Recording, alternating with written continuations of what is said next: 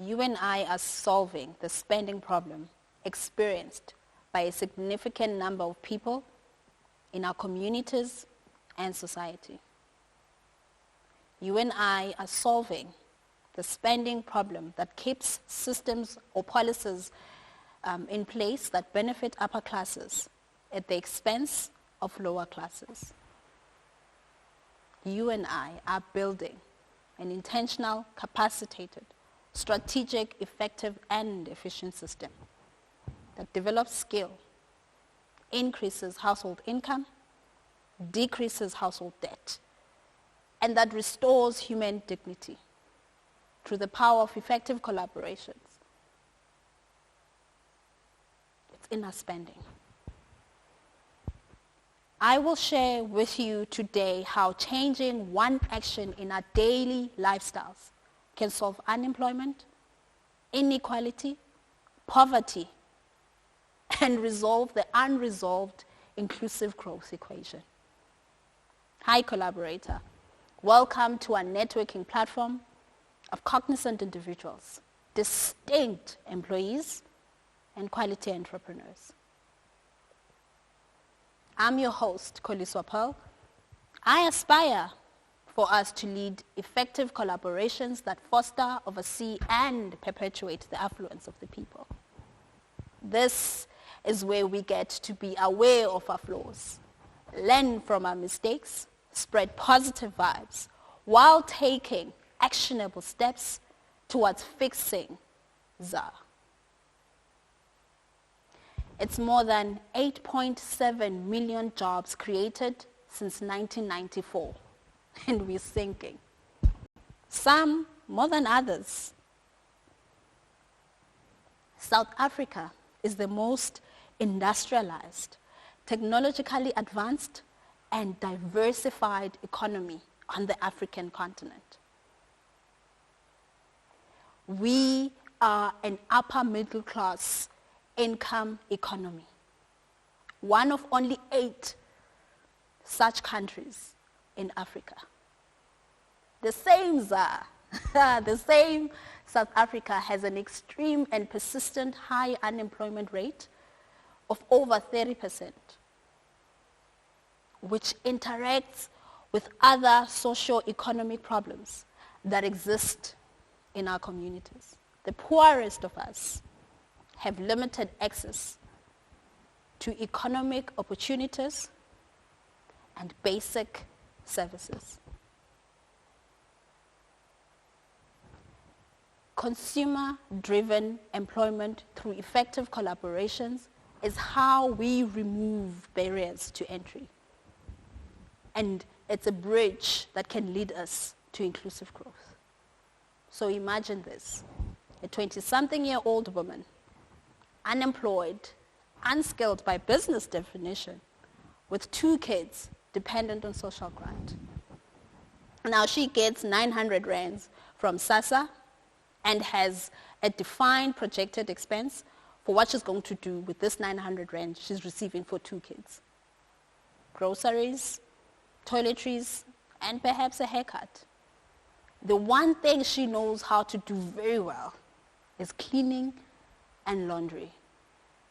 So say she's willing to do these laundry and cleaning services for, say, 100 rand a load or 100 rand a day. Imagine in the same street there's a 40-something-year-old man running a spaza shop. He has been running the spaza shop and has no alternative income. He's struggling. He is struggling to keep up with the competitive prices that siyayazi ke lokushini. And he makes little to sometimes no profit. He too has a defined budget for his spaza shop and home expenses. For relevance, let's add someone else. Say in the same street there's a 50-something-year-old woman with a full-time job who is living in the grace of credit cards and revolving loans. She too has an unemployed child who's a graduate.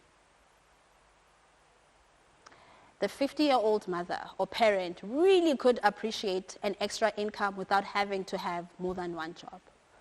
She too knows her budgeted expenses for that particular month.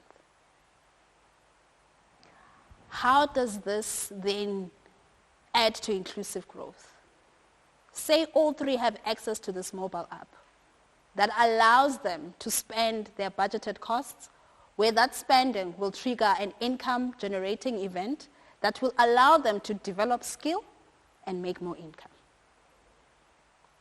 For the SASSA-dependent lady, this simply means that she can use the app to buy groceries, where the purchase of those groceries will result in her getting that cleaning job. For the spaza shop man, this means he can use this app for operational expenses, where the expenditure on those operational costs will trigger or result in him selling more goods and services without having to look for consumers. As for the 50-year-old woman, using this app means that on her next purchase of household goods and utilities, it will be done where the purchase of those utilities will result in an opportunity that facilitates the employment of one of her kids. All of this triggered by one thing: spending.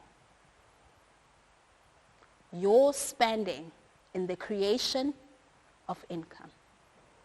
You see, the basic requirement of any sustainable business is that when it spends on any overhead costs, it must do so with the intention of earning more than what it has spent.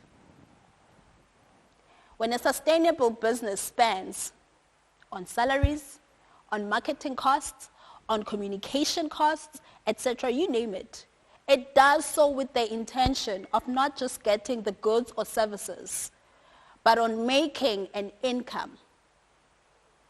Now, all a business is an extension of who we are. An idea put to use from napkin to completion.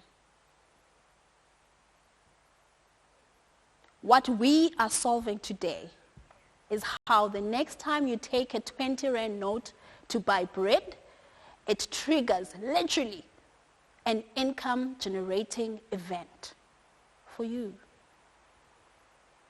An incentive to buy black.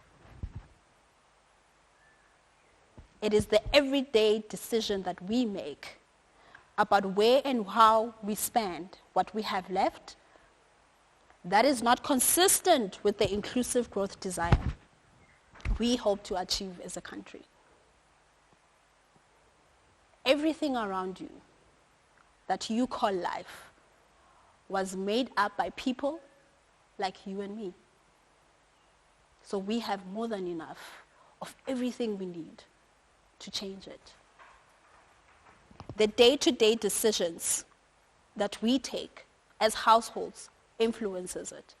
The core of what we are here to learn in actionable steps is that power is not given. It's taken.